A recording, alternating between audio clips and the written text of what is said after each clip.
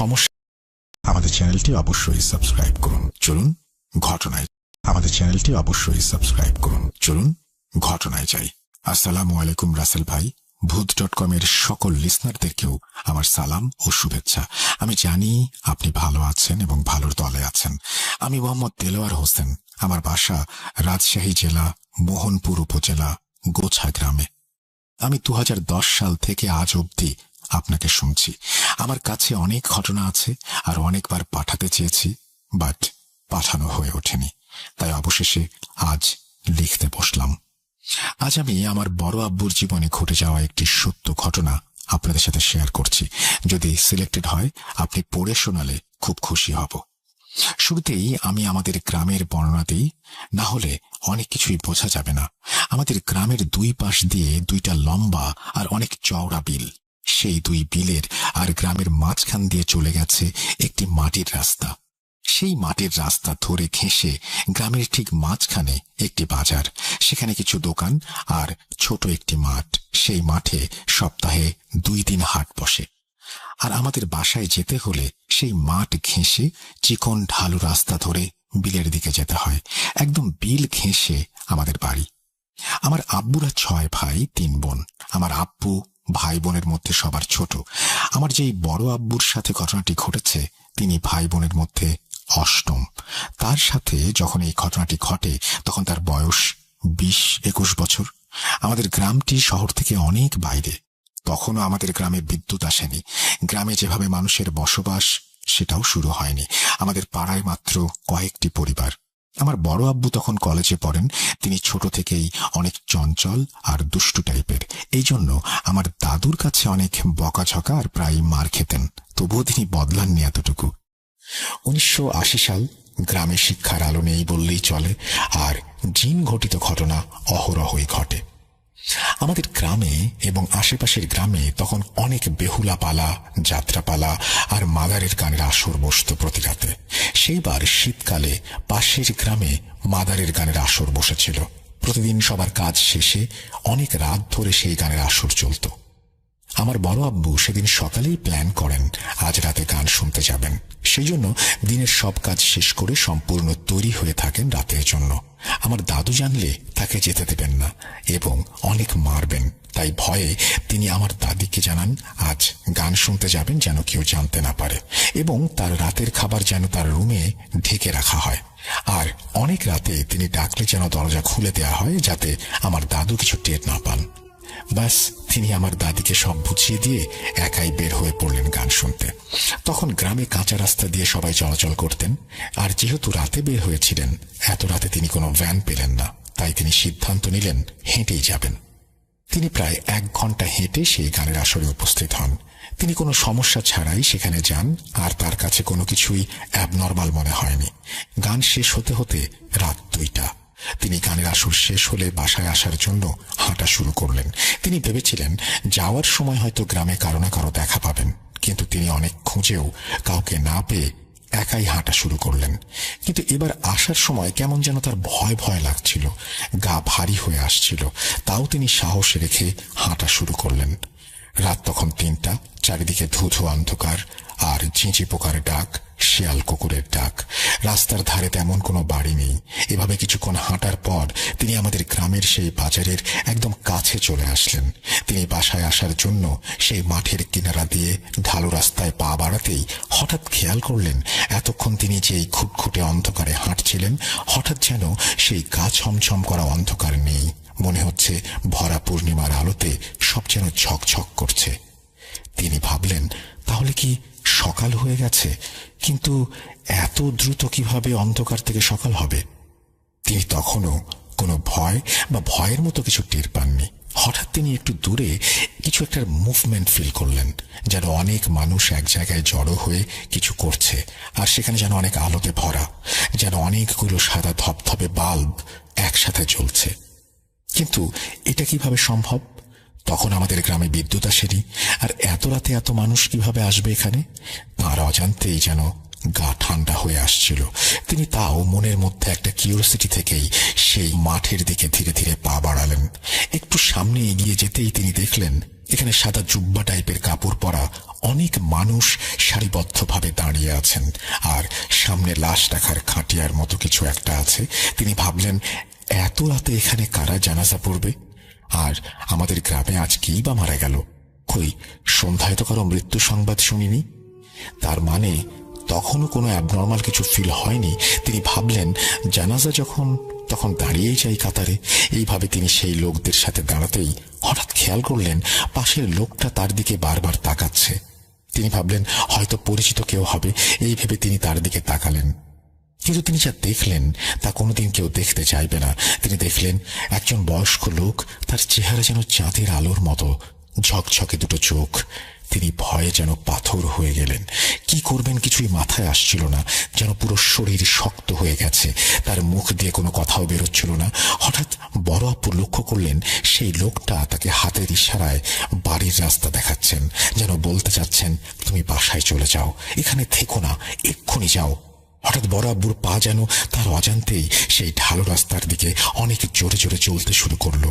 তিনি দৌড়াতে শুরু করলেন। এক দৌড়ে বড় আব্বু বাসার দরজায় এসেই মা বলে চিৎকার দিয়ে অজ্ঞান হয়ে গেলেন। কিন্তু বড় আব্বু নাকি দৌড়ানোর সময় একবারও পেছনে তাকাননি। তার চিৎকার শুনে আমার দাদু দাদি সবাই অনেক দ্রুত ঘর থেকে বের হয়ে আসলেন। দরজা খুলে দেখেন বড় আব্বু অজ্ঞান হয়ে পড়ে আছে। সবাই তাকে ধরাধরি করে রুমে নিয়ে গেলেন। সেদিন রাতে তার আর জ্ঞান ফেরেনি। পরদিন সকালে যখন তার জ্ঞান আসে, সবাই জিজ্ঞাসা করেন কি হয়েছিল তার সাথে। বড় আব্বু সবাইকে সবকিছু খুলে বলেন। সব শুনে আমার দাদু আব্বুকে অনেক বকাঝকা করলেন, আর আমার দাদিকেও কেন সে যেতে দিয়েছে এই নিয়ে অনেক বকলেন। তারপর আমার দাদু গ্রামের এক কবিরাজকে ডেকে আনলে সেই কবিরাজ আমার বড় আব্বুকে পানি পড়া দেন এবং একটা তাবিজ দেন। বলেন যে তার এত রাতে বাইরে যাওয়া মোটেও উচিত হয়নি। সেদিন হয়তো কোনো মুসলিম জিনের মধ্যে কেউ মারা গিয়েছিলেন, তাই তারা সেই দিন জানাজা দিয়ে সেই মৃত জিনের দাফনের ব্যবস্থা করছিলেন। তিনি আরো বললেন, আমার বড় আব্বুর কপাল অনেক ভালো, তাই একজন বয়স্ক ভালো জিন তাকে বাড়ির পথ দেখিয়ে দিয়েছে, তার জীবন রক্ষা করেছে। এই ছিল ঘটনা। এটা 100% সত্য ঘটনা, আর আমার বড় আব্বু আজও বেঁচে আছেন। আমি তার কাছ থেকেই শুনেছি। ঘটনা প্রথম কোথাও শেয়ার করলাম, আর এর দায় দায়িত্ব সব আমার। যদি ভালো লাগে, সিলেক্টেড হয় আমাকে জানাবেন। আমার কাছে আরো ঘটনা আছে, সময় করে পাঠিয়ে দেবো ইনশাল্লাহ। থ্যাংক ইউ ভেরি মাচ আপনার ঘটনার জন্য এবং আমাদেরকে ঘটনা শেয়ার করার জন্য। আশা করছি এই ঘটনাটি আপনাদেরও ভালো লেগেছে। আমরা চলে যাব আমাদের পরবর্তী ঘটনায়। আসসালামু আলাইকুম রাসেল ভাই, প্রিয় শ্রোতা বন্ধুরা, আশা করি ভালো আছেন, ভালোর দলে আছেন। আমি আহমেদ রোহান, আছি যশোর থেকে। আমি প্রথমেই রাসেল ভাইকে অসংখ্য ধন্যবাদ জানাই, কারণ গত 129তম এপিসোডে আমার একটা স্টোরি সুন্দরভাবে লিসেনারদের পড়ে শোনানোর জন্য। যাই হোক, আজ আমি আপনাদের সাথে যে ঘটনাটি শেয়ার করতে যাচ্ছি সেটা আর কোনো বাইরের ঘটনা না, সেটা আমার নিজের গ্রামের একটি ঘটনা। ঘটনাটি ঘটে আমাদের যশোরের একটি গ্রামে। সঙ্গত কারণে আমি গ্রামটির নাম উল্লেখ করলাম না, যার জন্য ক্ষমা চেয়ে নিচ্ছি। তার আগে একটু বলে নিই, আপনারা অনেকেই হয়তো অনেক ঘটনা শুনে থাকেন, কিন্তু কখনো কি ভেবেছেন সেসব ঘটনা যদি আপনাদের নিজ গ্রাম বা এলাকায় ঘটে তখন আপনাদের কেমন লাগবে? ঠিক আজকের ঘটনাটাও সেরকম। আমার গ্রামের একটু বর্ণনা দেই। আমাদের গ্রামটি ছিল বেশ বড়, গাছপালায় ভরা একটি শান্ত এবং নীরব গ্রাম। গ্রামটিতে আছে বড় একটি পুকুর, আর সেই পুকুরের ওপরে আছে বিশাল এক বাঁকানো তাল গাছ, যেখানে কিছু ভয়ের জিনিস আছে লোকমুখে শোনা যায়। আর সেই পুকুরের পাশ দিয়ে চলে গেছে লোকজনের চলাচলের প্রশস্ত রাস্তা, আর সোজা রাস্তা দিয়ে গিয়ে পুকুরের কিছু দূরেই আছে বাঁশঝাড়ে ঘেরা একটি বিশাল পারিবারিক গ্রাম্য কবরস্থান, যেখানে দিনের বেলা গেলেও গা ছমছম করে। আর তার পাশ দিয়ে চলে গেছে বড় ফাঁকা একটি মরা বিল, যাকে বলা হয় হুগলাকুড়ি। এই সব মিলিয়েই তৈরি করেছে একটা ভয়ঙ্কর গ্রাম। এবার মূল ঘটনায় আসা যাক।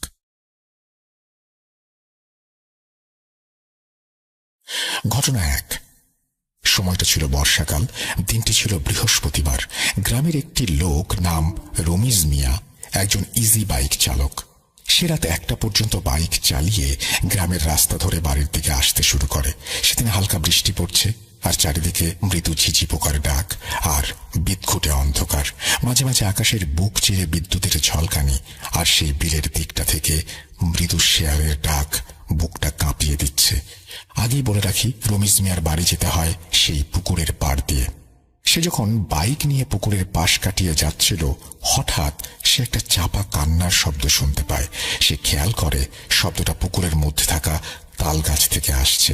এবার সে ওই দিকে তাকায় এবং দেখতে পায় একটি মহিলা বাঁকানো তাল গাছের ওপরে পেছন ফিরে বসে আছে।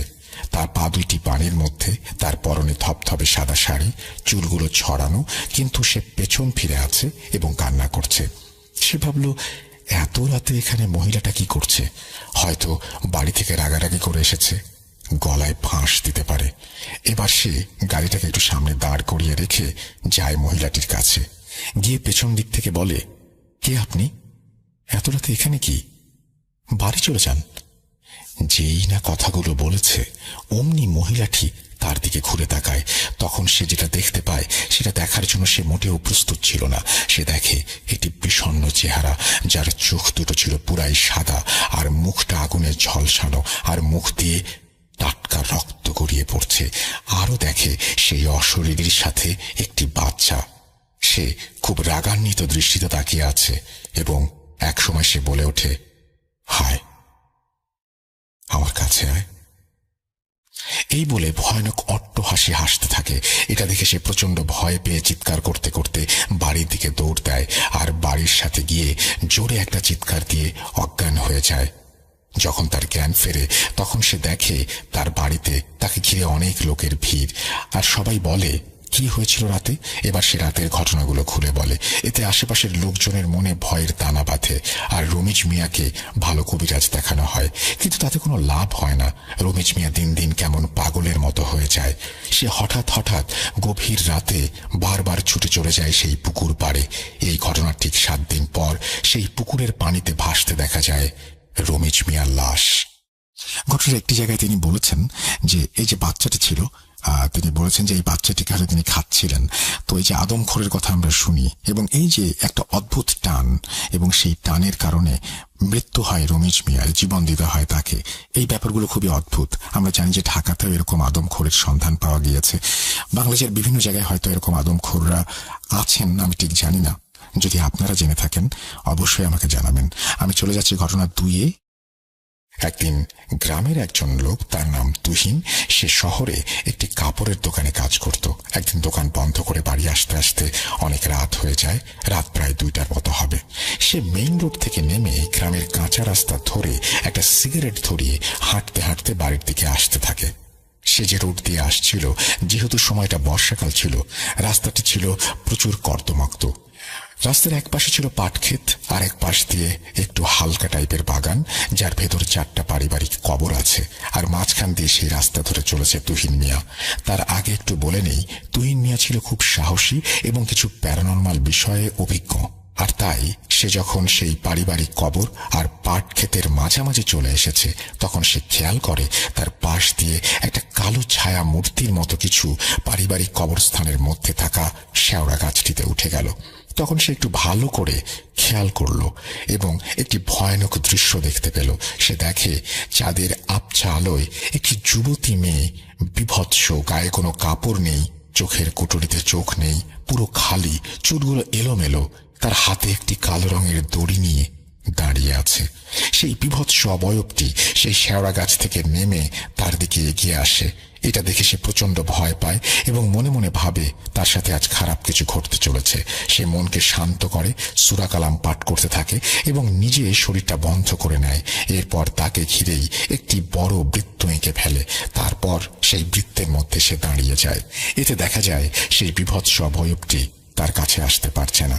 সে খালি হাতে থাকা দড়িটি নিয়ে তুহিন মিয়ার গলায় পরাতে চাচ্ছে, কিন্তু পারছে না। এভাবে সময় যেন যাচ্ছেই না। তুহিন মিয়ার গলা শুকিয়ে এসেছে সূরা পড়তে পড়তে। এভাবে কতক্ষণ কেটেছে বুঝতে পারছে না। এক সময় সব শান্ত হয়ে যায়। দূরের মসজিদ থেকে ভেসে আসে ফজরের আজান এবং নারীরূপী সেই অবয়বটি রাগান্বিত হয়ে কর্কশ কণ্ঠে বলে আজকে তাকে ছেড়ে দিয়েছে বা সে বেঁচে গেছে। ঘটনা 3। একদিন এক রাতে আমাদের এলাকার খুব পরহেজগার একজন মানুষ ঈশার নামাজ পড়ে ঘুমিয়ে যান। প্রতিদিনের মতো গভীর রাতে ঘুম থেকে ওঠেন তাহাজ্জুদের নামাজ পড়ার জন্য। সে সময় বাইরে থাকা টিউবওয়েলটিতে অজু করার জন্য যান।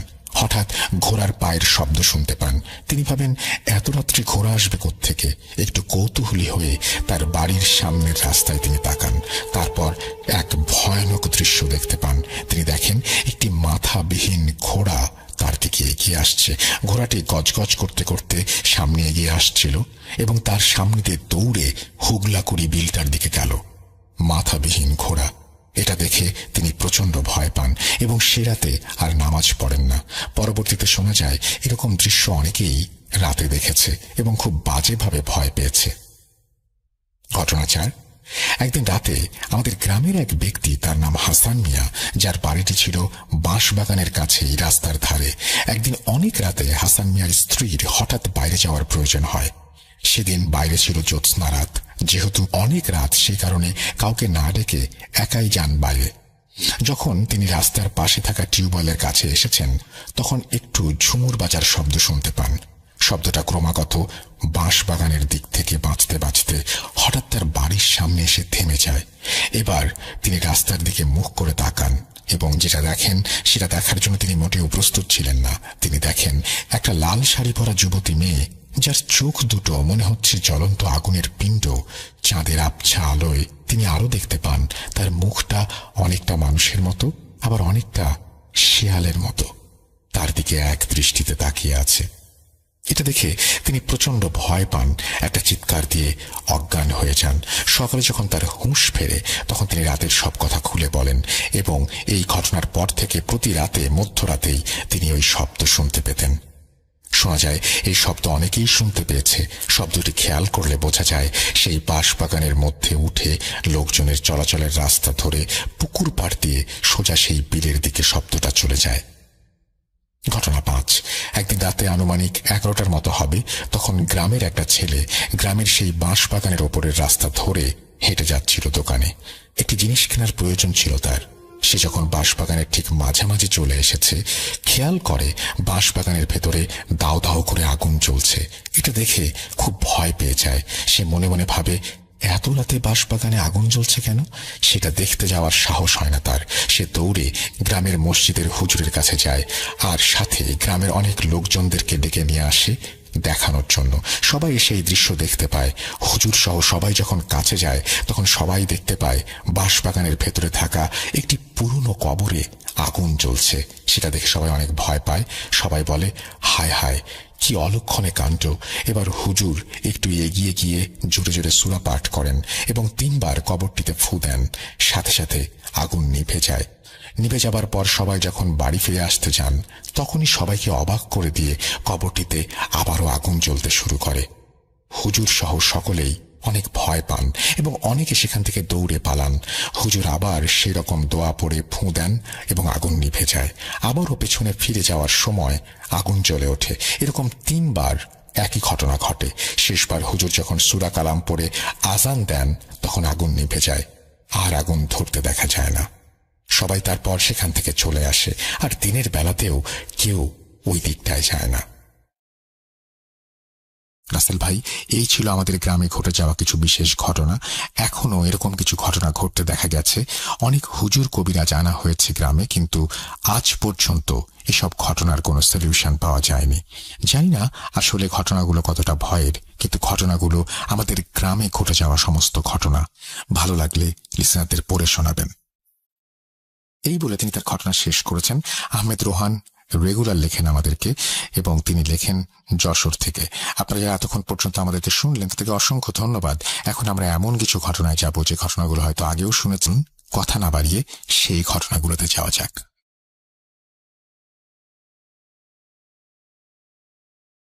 শুনুন স্বাধীন পডকাস্ট।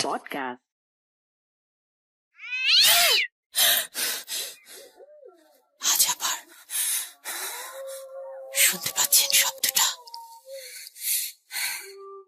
ভয়ের আরেক নাম ভূত.com with Russell. যেভাবে লেখা আছে আমি সেভাবেই পড়ছি। আমার নাম সুজয়া, দিল্লি থেকে। আমি আমার চরম বাস্তব কিছু ঘটনা, অর্থাৎ ভৌতিক ঘটনা শেয়ার করব বলেছিলাম।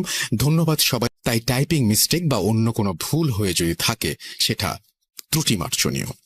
পার্ট 1, ঘটনা 1 শুরু করছি। এটি আমার মায়ের জীবনের কাহিনী। আমার মায়ের বর্তমান বয়স 60। তার যখন 22 বছর বয়স তখন মুর্শিদাবাদের একজনের সাথে পত্র মিতালি মারফত কথা হতো। তার নাম ছিল হেমন্ত। তারা 4 ভাই, কোনো বোন ছিল না। তাই হেমন্ত মামা আমার মাকে পত্র মিতালি সূত্রে বোন পাতিয়েছিল। তাদের ও তাদের মায়ের খুব ইচ্ছে ছিল আমার মাকে একটিবার চোখে দেখার। কিন্তু আমার দাদুর কড়া শাসনে মা একলা আলিপুর দুয়ার থেকে মুর্শিদাবাদ যেতে পারেননি। তাই পত্র মারফত কথা চলত। কিন্তু মাকে দেখার জন্যই এই হেমন্ত মামার মা অধীর অপেক্ষায় ছিলেন। মনে মনে উনি যেন মাকেই নিজের মেয়ে ভাবতেন।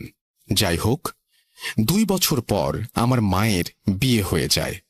হেমন্ত মামার মা কেন জানি না মাকে খুব দেখতে চাইতেন, তার জন্য যে বিয়ের পর গেলে দেবেন। যাই হোক, মায়ের কখনো যাওয়া হয়নি। এরপর আমি হলাম। আমার যখন বয়স 2 মাস তখন আমার মায়ের মামাতো দাদা মুর্শিদাবাদে ট্রান্সফার হন ও মাকে নেমন্তন্ন করেন। আমার বাবা যেহেতু ভারতীয় নৌবাহিনীতে ক্যাপ্টেন ছিলেন, সে সময় উনি যুদ্ধজাহাজ বিক্রমাদিত্যতে শ্রীলঙ্কা বর্ডারে ছিলেন। মা আমাকে নিয়ে ওই মামার বাড়িতে যান। তখন ওই হেমন্ত মামাদের বাড়ি বেশি দূর ছিল না বলে উনি সেখানেও গিয়েছিলেন। গিয়ে জানতে পারেন যে 15 দিন আগেই ওই দিদার মৃত্যু হয়েছে এবং মরবার আগের মুহূর্তে তিনি সাথী মানে আমার মাকে দেখতে চেয়েছিলেন। আমার মা এটা শুনে খুব কান্নাকাটি করেন। তো যাই হোক, হেমন্ত মামার বাবা মাকে অনুরোধ করেন কিছুদিন থেকে যেতে। মা 3 দিন থাকতে রাজি হন। প্রথম রাত্রে একটা বিরাট ঘটনা ঘটে যায়। মাঝরাতে মা হঠাৎ শুনতে পান যে পাশের ঘরে বাসনপত্র কে যেন মাটিতে আছড়ে ফেলছে। বলে রাখি, ওই হেমন্ত মামারা 4 ভাই একটা বড় ঘরে ঘুমাতেন। ওনাদের বাবা ওই দিদার ঘরে ঘুমাতেন, আর আমাকে ও মাকে বাড়িতেই নতুন একটি ঘরে থাকার ব্যবস্থা করে দিয়েছিলেন। তাই সাথেই রান্নাঘর লাগোয়া। আমার মা ছিলেন অসীম সাহসী ও তেজি মহিলা, কারণ শ্রীকৃষ্ণের মতো উনিও অষ্টম গর্ভ। তাই উনি কাউকে ডাকেননি, চুপ করে আমাকে বুকে নিয়ে শুয়েছিলেন।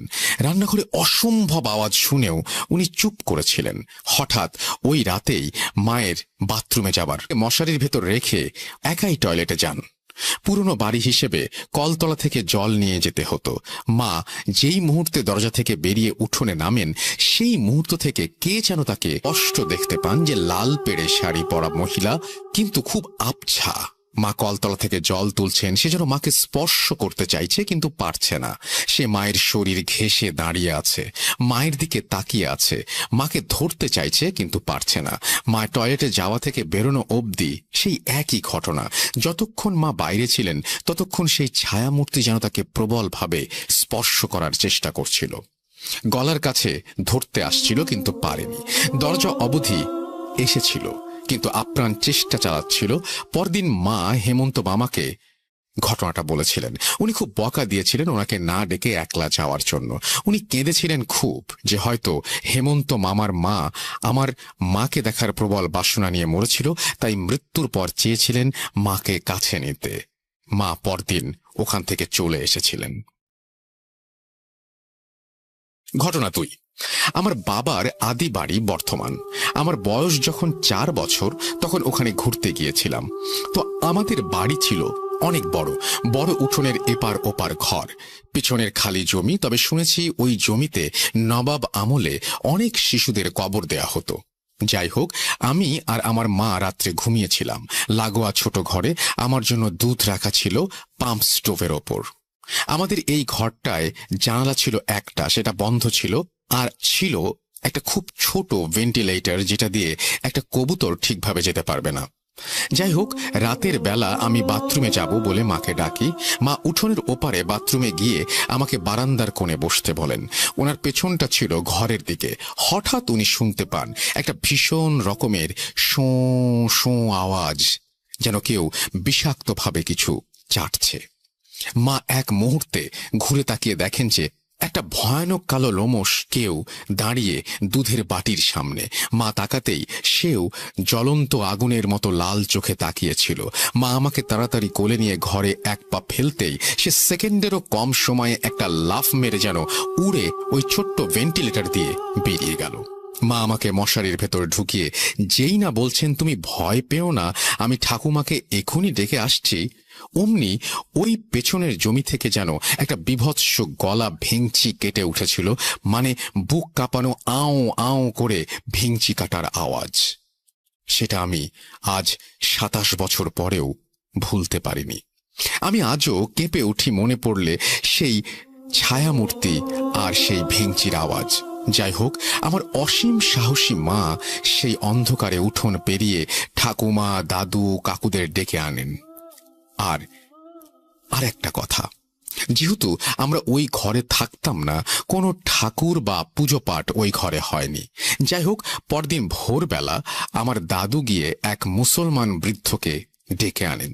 উনি এসে পুরো বাড়ি ঘুরে জানান যে একটা ভয়ানক কিছু আছে। উনি ছোট একটা সাদা কাগজে আরবি বা উর্দুতে কিছু একটা লিখে কাঁঠালের আঠা দিয়ে ঘরের দুয়ারে আটকে দিয়েছিলেন। উনি কোনো টাকা নেননি এর জন্য, ওনার গুরুর মানা আছে। সেদিনের পর থেকে আর কিছু হয়নি। তারপর ঠাকুমা ওই ঘরে ঠাকুর রাখতেন। ঘটনা 3। আমি তখন আমার মায়ের গর্ভে, 7 মাস গর্ভ মায়ের। আমার বাবা যেহেতু ভারতীয় নৌবাহিনীর ক্যাপ্টেন ছিলেন, তাই বেশিরভাগ সময় তিনি যুদ্ধ জাহাজে থাকতেন। মা কোয়ার্টারে একাই থাকতেন। আমি আগেই বলেছি, আমার মা যেহেতু শ্রীকৃষ্ণের মতো 8ম গর্ভজাত, তাই উনি অসীম সাহসী, তেজি ও কিছু বিশেষ ক্ষমতার অধিকারী। তো উনি সে সময় বিশাখাপট্টনমে কোয়ার্টারে একাই ছিলেন। এই কোয়ার্টারটা একটু তাড়াহুড়ো করে নেওয়া হয়েছিল। বাবার ট্রান্সফার হয়েছিল, আর পরদিনই যুদ্ধ জাহাজ বিক্রমাদিত্যতে বাবা চলে যান মিয়ানমারের উপকূলে। মা একলা ছিলেন ওই কোয়ার্টারে। খুব গরম ওখানে। মা কোয়ার্টারে ঢোকার সময় লক্ষ্য করেন যে গোটা ঘরটা বেশ কালো, মানে দেয়ালগুলো ধোঁয়া জ্বলা কালো মতো। কিন্তু মা কাউকে কোনো কিছু বলতে পারেননি, কারণ ওটা ছিল 7 তলায়, আর ওই ফ্লোরে 2জন সাউথ ইন্ডিয়ান ব্যাচেলার ছাড়া আর কেউ থাকতো না। তো মা তাই জানতে পারেননি। বিকালের পর থেকে কেমন একটা লাগতে থাকে মায়ের। মনে হয় ঘরটা যেন ধোঁয়া ধোঁয়া লাগছে। সন্ধেবেলা ক্যান্টিন থেকে বয় এসে খাবার দিয়ে চলে যায়। মা সমুদ্রের দিকে জানালার সামনে একটা আরাম কেদারায় বসেছিলেন। যত সন্ধ্যা বাড়তে থাকে মনে হয় ঘরটা যেন ধোঁয়ায় ঢেকে যাচ্ছে। মা যতবারই চোখ বন্ধ করার চেষ্টা করেন, ততবারই মনে হয় কে যেন পায়চারি করছে ঘরে। ওই সময় মায়ের অ্যাডভান্স প্রেগন্যান্সি। মায়ের শরীর ভীষণ অস্থির লাগতে শুরু করে। মনে হয় চুরির শব্দ, কারো হালকা অস্থির পায়ের পায়চারি। চোখ বন্ধ করলেই মায়ের মনে হচ্ছে কেউ যেন তার পাশে এসে দাঁড়িয়েছে, মায়ের দিকে ঝুঁকে পড়ছে, মাকে ধরতে আসছে। মা ঘামতে শুরু করেন। ওনার গায়ে কেউ স্পর্শ করতে পারছে না, কিন্তু চেষ্টা করছে। মা খেতেও পারলেন না। সারা ঘরে সেই দপদপানি, আওয়াজ হচ্ছে ঝুপঝাপ। মা এই করে করে সারা রাত চোখ খুলেই রাখলেন। না খেতে পারলেন, না পারলেন ঘুমাতে। সারা রাত তার ঘরে তাণ্ডব আওয়াজ হলো, দাপাদাপি হলো। মাকে ধরার চেষ্টা হলো, কিন্তু ব্যর্থ হলো। ভোরের আলো ফুটতেই মা কোনো মতে চোখ খুলে জল দিয়ে ওই অবস্থাতেই বেরিয়ে পড়লেন বাবার অফিসে। পৌঁছেও গেলেন। ওখানে মাকে দেখে সবাই দৌড়ে এলো। মাকে সুস্থ করা হলো। ওইখানেই মা জানতে পারলেন যে গত 1 মাস আগে ওই কোয়ার্টারে একজন সাউথ ইন্ডিয়ান নেভি অফিসারের বউ প্রেগনেন্ট অবস্থায় গায়ে আগুন লাগিয়ে সুইসাইড করেছিল। ওই কোয়ার্টারে তারপর তালা লাগানো ছিল। বাবা তাড়াহুড়ো করে ওটাই নিয়েছিল।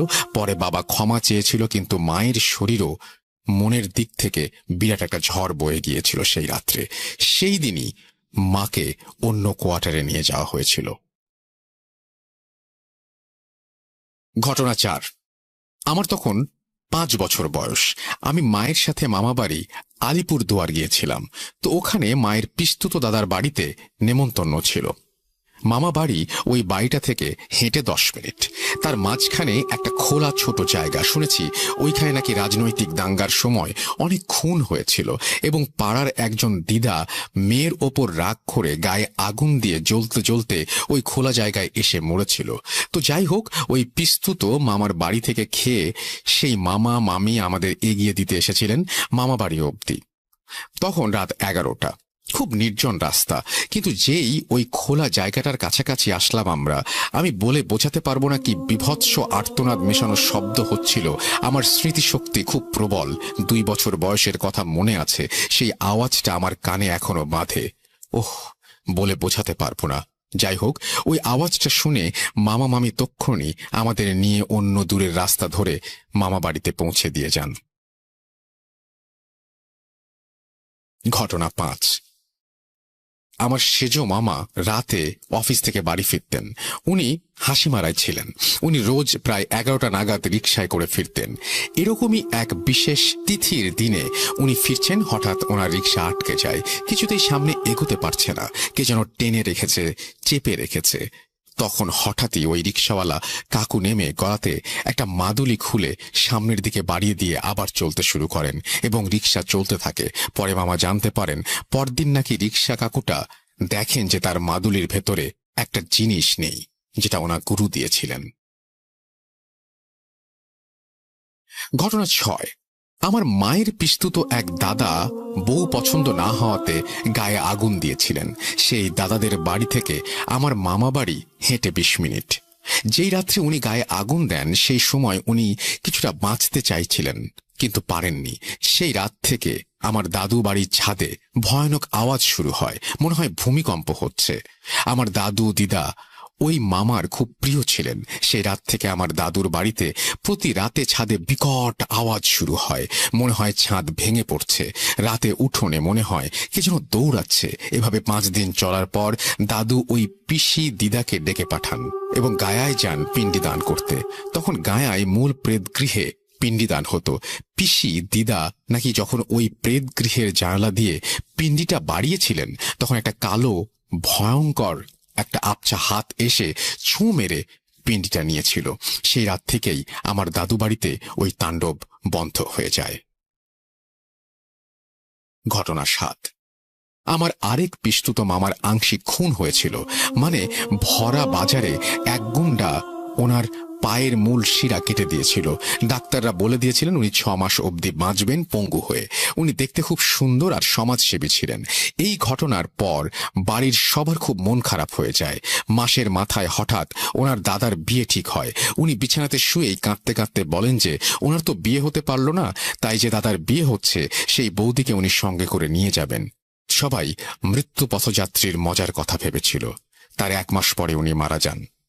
45 দিনের আতুর উঠিয়ে ওই মামার বিয়ে হয়। মামি হাই স্কুলের টিচার ছিলেন। তো বিয়ের 10 দিন পর মামি একদিন অন্ধকার কুয়োতলায় বাসন মানে চায়ের বাসন ধুতে যান। বাকিরা গল্প করছিল। হঠাৎ ওই মামিকে কে যেন বৌদি বলে ডাকে। মামি সাড়াও দেন। ঘরে ফিরে জানতে চান কে ডেকেছিল, কিন্তু সবাই বলেন যে কেউ ডাকেনি। তার পরদিন সকালে ওনাকে মৃত অবস্থায় পাওয়া যায়। সারা শরীরে বড় বড় ফোস্কা পড়েছিল। বিখ্যাত ডাক্তারও কিছু ধরতে পারেনি। পোস্টমর্টেমেও কিছু ধরা পড়েনি। ঘটনা 8। আমি তুলা রাশি ও বাংলায় মীন রাশি। প্রচুর দেবতার স্বপ্নে আমার জন্ম। আমার নজর ইত্যাদি খুব তাড়াতাড়ি লাগে। অনিয়ম, নোংরা বা অস্পৃশ্য কিছু সহ্য হয় না। আমি একবার এক মাসির বাড়িতে ঘুরতে গিয়েছিলাম। মা আর বাকিরা গল্প করছিল। আমি একটা অন্ধকার কলতলায় হাত ধুতে চাই। হঠাৎ কেউ যেন স্পষ্ট আমার নাম ধরে ডাকে। আমার আশেপাশে কেউ দাঁড়িয়ে আছে 3 বার, কিন্তু আমি ঘুরে তাকালেও সাড়া দেইনি। ঘরে ফিরে জানতে চাই কে ডেকেছিল। মা তখনই কিছু বুঝে যান ও আমাকে জড়িয়ে ধরেন। পরে জানতে পারি ওই মাসির শাশুড়ি একবার আমায় দেখতে চেয়েছিলেন, কিন্তু উনি হঠাৎ মারা যান। আমরা চেন্নাইতে ছিলাম তখন। ঘটনা 9। চেন্নাইতে আমি আমার মেজো মামার বাড়ি কিছুদিন ছিলাম ছুটিতে। আমার বয়স তখন 7। সেখানে সবার অনেক বড় বড় ছড়ানো উঠোন গাছ ভরা ছিল। আমার মামার বাড়ির পাশের বাড়ির সাথে তার পাশের বাড়ির লোকেরা কি নিয়ে যেন প্রকাণ্ড ঝগড়া। সাউথের সবাই আর আমিও উঠোনে দাঁড়িয়ে ঝগড়া শুনছি। একটু ভিড় হয়েছিল, হঠাৎ দেখি একটু দূরে একটা ছোট পেয়ারা গাছের নিচে কে যেন দাঁড়িয়ে আছে চুপচাপ। বেশ লম্বা, রোগা, কিন্তু যুবক মতো, সাদা ধুতি গোটা গায়ের শরীরে জড়ানো। সে সামনে আসছেও না, নড়ছেও না। আমি ঝগড়া ফেলে ওই দিকেই তাকিয়ে আছি। হঠাৎ মনে হলো সে যেন আমার দিকেই তাকিয়ে আছে, কারণ বডির দিকটা পরিবর্তন হয়েছে, কিন্তু বোঝা যাচ্ছে না। আমি প্রায় 10-15 মিনিট তাকিয়ে রইলাম। স্পষ্ট দেখলাম সেও যেন তাকিয়েছে। ধীরে ধীরে ঝগড়া কমলো, ভিড় কমলো, কিন্তু শেষ ফুরল না। বেপরোয়া হয়ে উঠলাম আমি। মামাদের চোখ এড়িয়ে ওদিকে এগোলাম, কিন্তু আমি যতই এগোই দেখি সে যেন অস্থির হয়ে সরে যাচ্ছে, কিন্তু ভেসে ভেসে। আমি যতই এগোই সে যেন ভয় পেয়ে ভেসে ভেসে সরে যায়। আমি গাছতলাটা ছাড়িয়ে গেলাম, দেখি সেও পেছনের একটা খোলা জমিতে সরে যাচ্ছে। আমি প্রাচীরের সামনে দাঁড়ালাম, সেও জমির অনেকটা দূরে সরল, কিন্তু মনে হলো সে অস্থির, কিছু একটা বাধা পেয়েছে। হঠাৎ পেছন থেকে মামা ডাকছে। আমি মামাকে বললাম, কিন্তু মামা বলল না, কিছু বকলো আমাকে। আমি আজও জানতে পারিনি কে বা কি ছিল সেটা। ঘটনা 9। আমি একবার বর্ধমানে আমার পৈতৃক বাড়িতে ঘুরতে গিয়েছিলাম বড় হয়ে। তখন আমার 9 বছর বয়স। এক পিসির বাড়ির পেছনের বারান্দায় দাঁড়িয়েছিলাম। আমি আসলে অন্ধকারটা একটু পছন্দ করি, এটা আমার জিনগত। যাই হোক, বারান্দায় দাঁড়িয়েছি, হঠাৎ দেখছি সামনের একটা বাগান থেকে জীবন কাকু দাঁড়িয়ে, লুঙ্গি আর পাঞ্জাবি পরা, যেটা উনি খুব পরেন। আমাকে ডাকছেন মনে হলো। আমি চোখ বন্ধ করে চোখ খুললাম, কেউ নেই। আবার এক মুহূর্ত পরেই দেখলাম জীবন কাকুকে, কিন্তু একটু সরে গেছেন উনি সাইডে, সেই ভাবেই ডাকছেন। আমি বারান্দা থেকে নামতে যাব, মায়ের আবছা গলার আওয়াজ পেলাম। আমি পিছিয়ে এলাম, দেখলাম কেউ নেই সামনে। আমি দৌড়ে সামনের দরজা দিয়ে জীবন কাকুদের বাড়িতে গিয়ে দেখি উনি ছাত্র পড়াচ্ছেন। আমি আর ভাবতে পারিনি। আমি আজও জানি না কি হয়েছিল ওটা। ঘটনা 10। আমি আর আমার মা দিল্লির কোর্টে একটা কাজে গিয়েছিলাম। তখন ছুটি চলছিল, মনেই ছিল না কিছু অ্যাডভোকেট তাদের চেম্বার খুলতেন। তো আমরা আলোচনার জন্য একজনকে জিজ্ঞেস করি। উনি একটু দূরে ছিলেন, অপেক্ষা করতে বললেন। আমরা 5 তলায় দাঁড়িয়ে আছি, অনেক বন্ধ চেম্বার ওখানে। আমরা একটা বন্ধ চেম্বারের সামনে দাঁড়িয়েছি, নির্জন, লোক প্রায় নেই। হঠাৎ আমি দেখছি সামনের বন্ধ চেম্বারের দরজাটা যেন ভয়ানকভাবে কেউ ভেতর থেকে টানছে, ধাক্কাচ্ছে। বাইরের দরজাটা ভীষণ নড়ছে। মাকে দেখালাম, উনি এগিয়ে গেলেন। কিছুক্ষণ চুপচাপ দরজাটা দেখে আবার সেই রকম শুরু হলো, যেন প্রবল বেগে কেউ ধাক্কাচ্ছে, টানছে। মা হঠাৎ দরজার ওপর হাত রেখে তালাটা ধরলেন, যেন মনে হলো কেউ বাধা পেল। মা দাঁড়িয়ে রইলেন। হঠাৎ আমাদের ওই অ্যাডভোকেট পেছন থেকে ডাকলেন। পরে জানতে পারি ওই চেম্বারে একজন সিনিয়র অ্যাডভোকেট হার্ট অ্যাটাকে মারা যান। উনি ভেতরে কাজ করছিলেন, ওনার একজন ক্লায়েন্ট ওনাকে মৃত অবস্থায় পান। সর্বশেষ ঘটনা। আমি তখন লেখাটা বুঝতে পারি, আমি তখন ভাড়া থাকি কোন একটা জায়গায় বলছেন, এবং তারপরে তিনি বলছেন যে বাড়ি থেকে ইউনিভার্সিটিতে অনেকটা দূর। তো একদিন রাত হয়েছিল সেমিনার থেকে ফিরতে, সেখানে থাকতাম, সেটা একটু ভেতর দিকে, লোক কম। আমি বাস থেকে নেমে হেঁটে আসছিলাম অনেকটা। হঠাৎ এসে দেখি বাড়ির রাস্তাটা নেই। আমার এই পাড়াটা খুব গোছানো, কিন্তু একটু সেকেলে। কিন্তু সেই রাস্তাটায় দেখলাম আধুনিক এবং আওয়াজ হচ্ছে খুব। তখন রাত 12টা। আমি পিছিয়ে এসে আবার একই দিকে হাঁটলাম, কিন্তু এবার দেখি রাস্তাটা নেই, চারিদিকে শুনশান, পুরনো লেন। হঠাৎ মনে হলো কেউ বা কারা যেন আমাকে ঘিরে ধরেছে। আমি ঘামছি, কিন্তু ভয় পাবো না ঠিক করেছি। মনে হলো একটা অদৃশ্য ভিড় আমাকে ঘিরে ধরেছে। আমি ভোঁ ভোঁ একটা আওয়াজ পাচ্ছি, কিন্তু দমটা চাপা লাগছে। আমি বুঝতে পারছি আমি এগোতে চাইছি, ভিড়টা বিরক্ত হচ্ছে, তারা চাইছে না আমি যাই। আমি দেখতে পাচ্ছি তাদের, কিন্তু বুঝতে পারছি না। আমাকে তারা চেপে ধরতে চাইছে, কিন্তু পারছে না। আমাকে ঘিরে ক্রমে আমি চিৎকার করতে চাইছি, কিন্তু পারছি না। আমি হঠাৎ মাকে ডাকলাম মনে মনে, জানি না কতক্ষণ ডাকলাম। হঠাৎ চোখ খুলে দেখি আমি আমার বাড়ির আগে আপেল গাছের নিচে দাঁড়িয়ে আছি। আমি এক দৌড়ে আমার বাড়ির দরজায় পৌঁছে কলিং বেল বাজালাম। মা আমাকে দেখেই চমকে উঠলেন।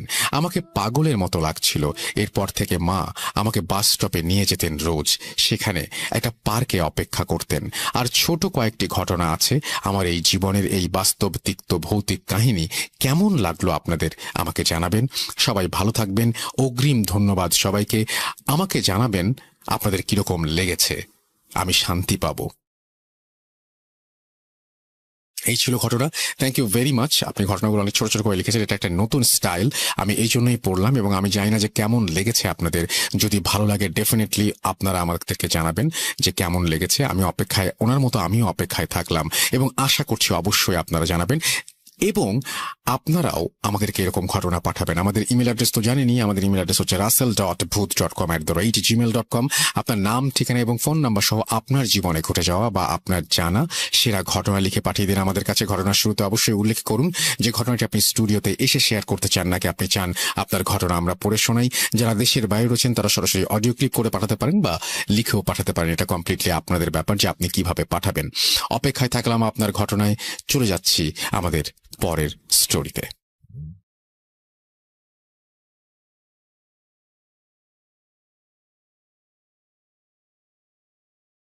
Entertainment is a must. শুনুন স্বাধীন পডকাস্ট।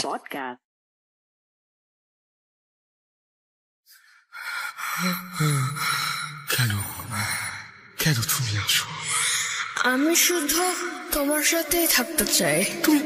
তুমি চলে যাও, চলে যাও, প্লিজ চলে যাও। .com with Russell.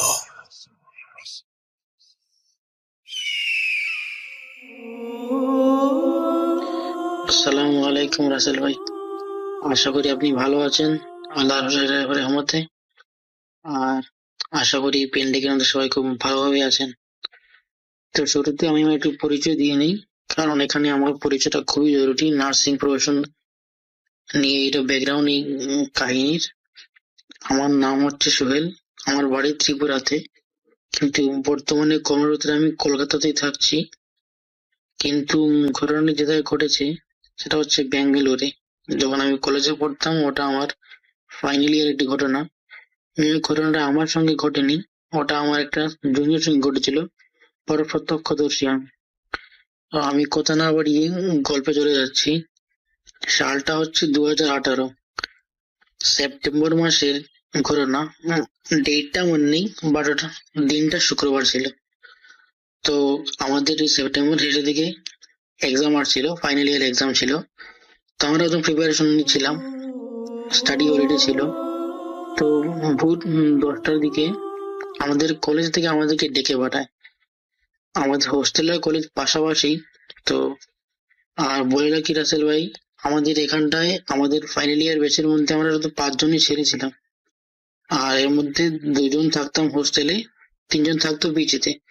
তো আমাদেরকে ম্যাক্সিমাম মানে প্রিন্সিপাল অথরিটি যেই আসতেন মেনলি আমাদের সঙ্গে কথা বলতেন, আমাদেরকে ডাকাতেন। তো হঠাৎ করে এই 10টার দিকে কল আসে আমরা যে ম্যাম ডেকেছেন যেতে হবে। তখন আমরা দুটো বেরিয়ে যাওয়ার পথে নিচে আমাদের জুনিয়র গুলোকে পেলাম। ওরা বলছিল দাদা তাড়াতাড়ি যান, ওখানটায় তো একটু সমস্যা হয়ে গেছে। আমাদের ওই জুনিয়র ছেলের নাম বলছিল, আমিও নামটা বলছি না, ওই সময় একটু ম্যাম ডাকছে আপনাকে। তো আমরা তাড়াতাড়ি করে গেলাম। যাওয়ার পর ম্যাম বললো, আমাদেরকে বললো দেখো এই স্টুডেন্ট এই ইয়ারের সমস্যা হচ্ছে। দেখো তুমি তো মুসলিম, তুমি তো জানো তোমাদের কি কি হয় না হয়, আমরা ঠিক বুঝতে পারছি না। তুমি একটু ওই জুনিয়রকে জিজ্ঞেস করে তোমাদের যা করতে হয় তুমি একটু করে একটু বুঝে দাও। তো আমি আর আমার রুমমেট দূরবন্ধু একসঙ্গে গিয়ে ওখানটায় ওদের ক্লাসে ঢুকলাম। ঢুকে ওদের সঙ্গে কথা বললাম। তো যার সঙ্গে করো না, ওই ছেলেটা তখন ওখানটায় ছিল না, ওকে ওর বন্ধুরা ওখান থেকে বের করে কলেজের গ্রাউন্ড ফ্লোরে এনে রেখেছিল একটা রুমে। ওরা 4-5 জন ওর সঙ্গে ছিল। তো ওখানটায় গিয়ে আমরা জানতে পারলাম যে হয়েছিল, ওই ছেলেটা আমাদের সকাল 9:15 কলেজ স্টার্ট হতো। তো 9:15 কলেজে ঢুকে ঠিকঠাক তো 9:20-25 মধ্যে স্যার ম্যাডাম যিনি থাকতেন ঢুকে যেতেন ক্লাসের মধ্যে। কিন্তু ওই দিন হয়তো 5 মিনিট লেট হচ্ছিল। এর মধ্যে ওই যার সঙ্গে ঘটনা, ওর জুনিয়র ছেলে ওর বেঞ্চমেটকে বলল যে দরজার বাইরে জানালার উপরে একটা অ্যাপেল রাখা আছে, ওটা নিয়ে আমি খাবো। তো বললো যে ঠাট্টা করছে, ফাজলামো করছে। তারপর ও গেল, গিয়ে সত্যি সত্যি একটা অ্যাপেল দেখতে পেলো ওখানটায়। ওটা নিল হাতে নিয়ে, অনেকটা অবাক হলো। কারণ আমরা আসলে ওই যে হাইব্রিড যে অ্যাপেল গুলো দেখি, অনেক বড় হয়, অ্যাপেল পাই তৈরি করতে অনেকগুলো ওইসব যেগুলো মানে তৈরি করে না, ওই বড় বড় হাইব্রিড রকম অ্যাপেল ছিল, বাট ও হাইব্রিড অ্যাপেল থেকে খানিকটা বড় ছিল। তো ও একটু মানে ইতস্ত বোধ করে তাও নিয়ে ওকে দিয়ে দেয়। ও জিজ্ঞেস করে তুই কি করে জানলি এর ওখানটা ছিল, আমরা কেউ দেখতে পারিনি। এমনকি মানে ও বললো ওটা আমাকে আমার বন্ধু দিয়েছে খাবার জন্য। তো বেশ, ওর হাতে ও দিয়ে দিয়েছে, ও তো বললো আমাকে খাওয়াস, ও বললো না ওটা তুই খেতে পারবি না, ও এমনটা বললো। তারপর ও ওটাকে পুরো একা নিজে হাতে নিয়ে, আমরা যদি 3টে বাইট নিয়ে যতটা শেষ করে দিতে পারবো, ও প্রথম বাইটে অতটা শেষ করে দিল। তা দেখে ওর সঙ্গের ছেলে একটু ঘাবড়ে গেছিল, ও বলছিল কি রে, কি হয়ে খাচ্ছিস, তুই কি রাক্ষস হয়ে গেছিস নাকি, এমনটা বলছিল ওরা। ওটা খেয়ে তারপর ওর ওর বেঞ্জনের কাছে জল চাইলো, তারা জল দিল। এরই মধ্যে ম্যাম ঢুকে বললেন ক্লাসে, ম্যাম ছিলেন। তো ও এর মধ্যে সবাই ম্যাম অ্যাটেন্ডেন্স করছেন, ও এর মধ্যে বিড়বিড় করে কি বলছে, আর ওকে ম্যাম ডাকছেন বাট ও রেসপন্স করছে না। তো ম্যাম ওর সামনে গিয়ে দাঁড়ালেন, ওর ম্যাচের কি হয়েছে ওর বলে জিজ্ঞেস করে, ও কিছু বলছে না, ও জাস্ট এমনিতেই ভিডিও করে মানে বলছে। তা দেখে ম্যাম একটু ঘাবড়ে গেলেন। তো ম্যাম বেরিয়ে গেলেন। ম্যাম বেরিয়ে গিয়ে প্রিন্সিপাল ম্যামকে খবর দিলেন। প্রিন্সিপাল ওখানটায় আসলেন, এসে দেখলেন যে ও বসে আছে। ও ম্যামকে দেখে বলছে আমি মিষ্টি খাবো। আমি কথাটা বাংলায় বলছি, বাট আমাদের ওখানটায় সবাই জানেন ব্যাঙ্গালোরের লোকাল ল্যাঙ্গুয়েজ কানাডা ল্যাঙ্গুয়েজ। তো ওখানটায় আমাদের টিচারের সঙ্গে ম্যাক্সিমাম ইংলিশে কথাবার্তা হতো, কারণ আমরা কানাডা ল্যাঙ্গুয়েজ খুব ভালো বলতে পারতাম না, তো ইংলিশই বলতে পারতাম মেনলি কলেজে। তো ইংলিশে কথোপকথন হচ্ছিল, বাট আমি বাংলায় বলছি। তো কতক্ষণটা এমন হচ্ছিল, ওই ওর বন্ধুরা যেভাবে আমাকে বললো যে ও ম্যামকে দেখে বললো ম্যাম আমি মিষ্টি খাবো, ও মিষ্টি খেতে ইচ্ছে করছে। তারপর ম্যাম নিজের ওখান থেকে 50 টাকা দিয়ে ওর রুমে বেঞ্চমেটকে পাঠালেন, বলে 4টে মিষ্টি নিয়ে আসো। তো বেঙ্গলুরে সেই ওরকম ভালো মিষ্টি পাওয়া যায় না, সবাই জানেন যে ওই রসগোল্লা ওগুলো কিছু পাবেন না। তখনটায় এগুলা পাওয়া যায় যেগুলো নর্মাল সুইট পাওয়া যায়, ওগুলো আনলো, ও খেলো। খেয়ে বলতো জল খেলো, জল খেয়ে ম্যামকে থ্যাংক ইউ বললো। তারপর ও বসে কোরআন তেলাওয়াত করা শুরু করলো। তো মানে ও ছেলেটা ভালো, ও নামাজ পড়তো রোজ, ও এই ঠিকঠাক মতো ভালোভাবে পড়াশোনা করতো, সব ঠিকঠাক ছিল ওর। কিন্তু মানে ও এত ভালো যে মানে ওই কোরআন তিলাওয়াত করতে পারে, তা আমাদের কেউ জানা ছিল না ওখানটায়। ছোট থাকলে ভাই জানেন যে সবাই সবাইটা জেনে যায় কে কিরকম ছেলে, ব্যবহার কিরকম, কে কি জানে, তো ওরটা জানা ছিল না। তো তা দেখে ম্যাম একটু ঘাবড়েলেন। তো তারপরই ম্যাম আমাদেরকে খবর দিলেন। তারপর আমরা ওখানটায় গেলাম। তারপর গিয়ে আমরা ওদের সঙ্গে যেটা জানতে পারলাম, তারপর ওরা ওই অ্যাপেলটা নিয়ে একটা ডাস্টবিনে ফেলে দিয়েছিল। তো আমরা যতক্ষণে গিয়েছিলাম তার মধ্যে ওর বন্ধুরা ওর সঙ্গে কথা বলছিল, যারা ছিল। মেয়েরা তো তখন ঘাবড়ে একদম শেষ, তো ছেলেরাই কথা বলছিল মেনলি। তো ওর সঙ্গে ও বলছিল ওর বন্ধুদেরকে, তোরা কি যাবি আমার সঙ্গে আমাদের বাড়ি? তো ওর বন্ধুরা বললো হ্যাঁ, এইবার ছুটিতে বাড়িতে গেলে অবশ্যই তোর বাড়িতে যাবো না কেন, বেড়াতে যাবো নিশ্চয়ই। বলে না না, আমি ওখানটার কথা আমার বাড়ি বলছি, যাবি তোরা, নিয়ে যাবো তোদেরকে, সন্ধ্যাবেলা আসবি, এরকম বলছিল। তো ওরা বললো কি বলছে, কি মাথা খারাপ হয়েছে না, এটাই ভাবছিল। তারপর ওরা ওকে ক্লাসে সবাই ভয় পাচ্ছিল বলে নিচে নিয়ে গেল। তারপর আমাদেরকে ডাকলো, তারপর আমরা ওখান থেকে ওকে নিয়ে গেলাম। আমাদের ওখান থেকে মসজিদটা হেঁটে গেলে 2 মিনিট, খুবই কাছে ছিল। তো আমরা ওখানটায় গেলাম, দিনটা শুক্রবার ছিল, আগেই বলেছি। তো আমরা ভেবেছিলাম যে ইমাম সাহেবকে পেয়ে যাবো, কিন্তু পাইনি। ওখানটায় গিয়ে দেখি শুধু আমাদের মুয়াজ্জিন সাহেব আছেন। তো যাওয়ার সময় যে ঘটনা, তা আমাকে একটু বলি। ও যাচ্ছিল ভালো, ও বললো যে আমাদেরকে বললো যে সোহেল ভাই দেখো ওরা কি বলছে, আমি কি জানি কি বলছে, ম্যামকে কি বললো আমি জানি না, আমাকে বলছে মসজিদে নিয়ে যেতে, জুম্মার টাইম হয়নি, আমি স্নান করিনি, এখন কেন যাবো, জুম্মা তো 1টা, এখন তো বাজে বেলা 10টা, পরে গেলেই তো হতো না। তো আমি ওকে বুঝলাম ঠিক আছে ভাই চল দেখে আসি, মসজিদ সাহেব ডেকেছেন তাই যাবো আমার ওখানটায়। তো গিয়ে মশা কি বেরান, তো মসজিদ সাহেব দেখে বললেন হয়তো ওর সঙ্গে কিছু খারাপ কিছু লেগেছে বা কিছু হয়েছে ওর। তো উনি শুধু এটা পানি পোড়া দিয়ে দিলেন, বললেন যে জুম্মার টাইমে যখন আসবে ওকে নিয়ে আসবে, তখন এই মাসে থাকবেন, তখন উনি দেখে বলে দেবেন। তো ঠিক আছে, আমরা তো একটা ঘটনা ওখানটায় বলি কি হয়েছে। আমরা বললাম মসজিদে চল, ও রাজি হয়ে গেল, ঠিক আছে। বাট গেটে ঢোকার একটু আগে, মসজিদে ঢোকার আগে ও বেহুশ হয়ে গেল। ওখানটায় মসজিদ সাহেব আসলেন, তারপরে আমরা ওকে নিয়ে গিয়ে তারপরে একটু জল টল খাইয়ে ঠিকঠাক করে, তারপরে উনি জল পোড়া দিলেন ওকে, বেরিয়ে এলাম ওখান থেকে। তারপর যে ঘটনা হচ্ছে, আমি যেহেতু ভূত film শুনি, তো সবারই একটু ওই ভৌতিক কৌতূহলটা থাকে, তো সেটা আমারও ছিল। তো আমি কলেজে গিয়ে ওই অ্যাপেলটা কোথায় ফেলেছে ওরা, আমি ওটা দেখতে চাইলাম। তো আমি গিয়ে দেখি অ্যাপেলটা ওরা যে ডাস্টবিনটা ফেলেছে, তো ওখানটায় আরো অন্যান্য বিস্কিট ছিল, তারপরে ওই ব্যানানা পিল ছিল, ওগুলো সবগুলো ছিল। তো ওগুলা সবগুলাতে পিঁপড়ে ধরে গেছে, কালো পিঁপড়ে ধরেছে। বাট শুধুমাত্র ওই অ্যাপেলটাতে কোনো পিঁপড়ে ধরে নেই। আপনি সাধারণত কোনো অ্যাপেল বা কিছু খাবার জিনিস রাখুন, পিঁপড়ে চলে আসবে 5 মিনিটের মধ্যে, তা তো গ্যারান্টি।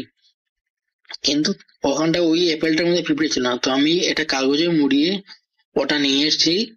তারপর আমি ও গ্রাউন্ড ফ্লোরে থাকতো, আমরা ফার্স্ট ফ্লোরে থাকতাম। তো গ্রাউন্ড ফ্লোরে ওর যে রুমমেট, আমি ওকে কলেজ থেকে বের করে আনি যে ওকে রুমে নিয়ে যা, স্নান টান করি, তারপর আমরা ওকে মসজিদে নিয়ে যাবো। তো ওরা দুজন একসাথে গেল। তারপর আমি ওকে বললাম যে অ্যাপেলটা আমি তোর রুমে রাখছি, আমার রুমে নিচ্ছি না, যাওয়ার সময় নিয়ে যাবো, মজা ইমাম সাহেবকে দেখিয়ে দেবো। তাই ভাগ্য ভালো, আমি ওই অ্যাপেলটার একটা ভিডিও করে রেখেছি, ওদের রুমে রেখে একটা ভিডিও করেছি আমার বন্ধুদের দেখানোর জন্য। এই আমার রুমের যারা ছিল, ক্লাসমেট যারা ছিল, সবাই তো ছিল না, ওদের দেখানোর জন্য ভিডিও করেছিলাম। সেটা আমি আপনাকে সেন্ড করে দেবো। তো ওরা একসাথে রুমে গেলে আমি অ্যাপেলটা রাখলাম, আমি বেরিয়ে আসলাম। আমি ওকে বললাম যে একটু নজরটা দে, ওকে নজরে রাখবি, তারপর ওকে তোর সঙ্গে রাখবি, এই লাঞ্চটা সেরে তারপর একসাথে জুম্মা চলে যাবো। তো ওরা দুজন, তারপর আমি উপরে চলে গেলাম। তারপর আমি যখন নিচে নেমে আসলাম জুম্মা যাবো বলে, তখন আমি ওদেরকে ডাকলাম। তো ও বলছে যে সোহেল ভাই, ওর রুমমেট যে ছিল, আমি অ্যাপেলটা খুঁজে পাচ্ছি না, এখানটায় ছিল। আমি বললাম ছিল মানে? তো ও বললো যে দেখো, আমি আর ও তো একসাথে রুম থেকে বেরিয়ে লক করে গেছি, চাবি আমার সঙ্গে ছিল, ও স্নান করে আমার জন্য বাইরে দাঁড়িয়ে ছিল, আমি এসে রুম খুললাম, কিন্তু রুমে অ্যাপেল নেই। তো তা শুনে তো আমি রীতিমতো মানে ঘাবড়ে গেছিলাম যে আমি কোনো কি বিপদ ডেকে আনলাম আমার জন্য, না বাকি সবার জন্য।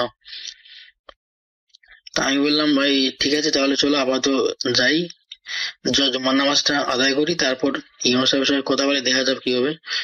তো ও তখন একদম ঠিকঠাক, কোনো বাজে কথা নেই, কোনো উল্টা কথাবার্তা নেই, কিছু নেই, সব ঠিকঠাক আছে ওর। ওখানটায় গেলো, ভালোভাবে নামাজও পড়লো।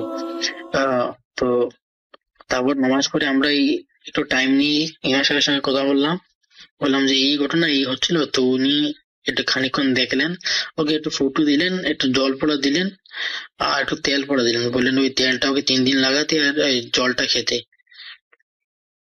তো আর বললেন যে ও হয়তো কোনো একটা জায়গা দিয়ে এসেছিল বা ক্রস করেছিল, যেখানটায় কোনো খারাপ ছায়া ছিল বা কিছু ছিল, তাই হয়তো ওর উপর একটা আশা করেছিল। বাট এই ময়দিন সাহেব যা দিলেন তাতেই অনেকটা হয়তো সে ছেড়ে গেছে হয়তো।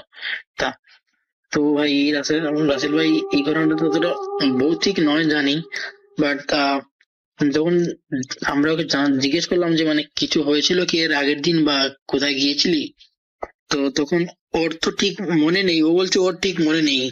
হ্যাঁ, ও তো বলছিল যে ওকে নর্মালি কলেজ গিয়েছিল, কলেজ থেকে তারপর জিম গিয়েছিল, অতটুকুই বলে, জিম থেকে চলে এসলো, খেয়ে টেয়ে স্নান করে পড়তে বসছিল, এতটুকুই। ওর সঙ্গে আরেকটা যে ওর জিম পার্টনার ছিল, ওকে জিজ্ঞেস করলাম। তো ও বলছিল যে ওরা আসার সময় ও এখানটায় দাঁড়িয়ে, মানে ওই যেখানে জিম দিয়ে যেত, এখানটা কিছু পরিত্য জায়গা ছিল, পরিত্য ওখানটা খারাপ জায়গা নয়, মানে ওখানটায় জমি ছিল, এমনি পড়েছিল, সবাই যাতায়াত করতো, বাট ও ওখানটায় পেচ্ছাপ করেছিল। তো ও বলছিল যে পেচ্ছাপ করেছিল, এতটুকু, আর কিছু নয়। তো আমরা সবাই বললাম যে হ্যাঁ, হয়তো ওখানটা কিছু একটা ছিল, ও পেচ্ছাপ করে হয়তো ওটা রেগে গিয়েছে, তাই ওর উপর আসর করেছে। তো রাসেল ভাই, এই ছিল ঘটনা। এই ঘটনা খুবই ভৌতিক নয় তা আমি জানি, জাস্ট একটা এক্সপিরিয়েন্স আমরা শেয়ার করলাম। অ্যাকচুয়ালি অনেকদিন ধরে শেয়ার করার ইচ্ছা ছিল, কিন্তু পারিনি, কর্মসূত্রে জানেন আমাদের এই নার্সিং স্টাফে তো বর্তমান সিচুয়েশন আমি বুঝতেই পারছেন এই প্যান্ডেমিকে, তো তার জন্যই। আর ইনশাল্লাহ যদি কোনোদিন বাংলাদেশে আসি আপনাদের শোতে আসবো। আর আমার হসপিটাল নিয়ে একটা ঘটনা আছে, যেটা আমি আগামীতে কোনো একদিন শেয়ার করবো, তাও যদি টাইম পাই অবশ্যই শেয়ার করবো। ওই ঘটনাটা খুবই ওই ভৌতিক নয়, আমার কোনো ঘটনাই ভৌতিক নয় বলতে পারি, বাচ্চা একটু অস্বাভাবিক। তো রাসেল ভাই ভালো থাকবেন, যদি আমার এই ঘটনাটা ভালো লাগে তাহলে শেয়ার করবেন, আর সালাম রইলো, দোয়া রইলো, ভালো থাকবেন, আল্লাহ হাফিজ।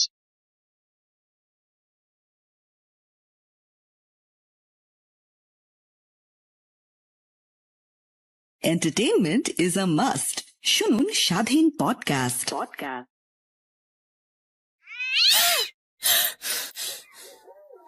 আজ আবার শুনতে পাচ্ছেন শব্দটা? ভয়ের আরেক নাম ভূত.com with Russell.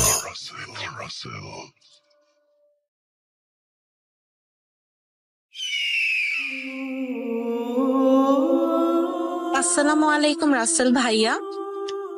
আমি এই গল্পটা পাঠাচ্ছি। আমি আপনার একজন অনেক পুরাতন শ্রোতা, বলতে গেলে ছোটবেলা থেকে ভূত এফএম শুনেই মনে হয় বড় হয়েছি। আর সেখান থেকে আসলে ভূতের ব্যাপারটার প্রতি যদি আগ্রহ কেউ সৃষ্টি করে থাকে সেটা আসলে আপনার শোই। তো আজকে আমি একটা গল্প বা ঘটনা বলছি, আশা করি আপনি এটা প্লে করবেন। তো ঘটনাটা হচ্ছে 1990 সালের দিকে।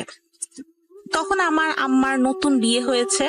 আমার দাদি ছিলেন খুবই অসুস্থ, আমার আব্বু বিদেশে ছিলেন এবং চাচারা ছিলেন অনেক ছোট আর কি, ছোট ছোট ছিলেন। কেউ মাদ্রাসায় থাকতেন, কেউ কারো বাসায় থেকে পড়াতেন, তার বিনিময়ে ঘুমাতেন, মানে এরকম আর কি। বাসা খুবই খালি ছিল, দাদা বাড়ি ছিল পুরোই ফাঁকা। তো আমার আম্মা দাদির সাথে একজন চাচি থাকতেন। এই চাচির কিছু বদ অভ্যাস ছিল, যেমন তিনি দুপুরবেলা চুল খোলা রেখে তরকারি তুলতে, আমাদের গ্রামে একটা জায়গা আছে ক্ষেতের মতো, বিশাল বড় ক্ষেত, সেখানে তরকারি তুলতে যেতেন। উনাকে অনেকবার নিষেধ করা হয়েছে, উনি কারো কথাই শুনতেন না। তো এই চাচির হাজবেন্ড যে ছিল সে আমাদের জমি দেখাশোনা করতো, বর্গা যেটা বলে আর কি, ওই টাইপের কিছু একটা। তো অনেক আগের ঘটনা, আমি আসলে শুনে শুনে আমার ফুপুদের থেকে শুনেছি, আম্মু, আমার দাদি, সবার থেকে শুনে শুনে এই উনার সম্পর্কে একটা ঘটনা আমি পেয়েছি আমাদের বাড়িতেই, দাদা বাড়িতেই ঘটা। খুবই সত্যি একটা ঘটনা, মানে একদম সবাই স্বীকার করেছে, সবাই বলেছে যে আমরা দেখেছি। তো ঘটনাটা এরকম, একদিন এটা ছিল রমজান মাসেই ছিল, শীত ছিল তখন, খুব বেশি শীত না, মানে হালকা পাতলা শীত ছিল। তো আমার দাদি, আম্মা এবং এই চাচি একসাথেই ঘুমাতেন। চাচি নিচে ঘুমাতেন, আমার আম্মু আর দাদি উপরে ঘুমাতেন। একদিন তাহাজ্জুদের নামাজ সবাই একসাথে পড়তেন, খুব রেগুলারলি পড়তেন, তাহাজ্জুদ ফজর কিছুই বাদ দিতেন না। তো একদিন তাহাজ্জুদের সময় আমার আম্মু আর দাদি ঘুমেছিলেন। এই চাচির কি মনে হলো, উনি কিন্তু এই কাজ কখনো করতেন না, কিন্তু সেদিন কি হয়েছিল কে জানে, উনি তাহাজ্জুদের সময় একাই উঠলেন। উঠে একটা কুপি নিয়ে অনেক দূরে, মানে অনেক দূরে না, মানে কাছেই, কিন্তু আমার কাছে দূরে মনে হয়েছে ওই পুকুর ঘাটটা, ওখানে গেলেন একাই।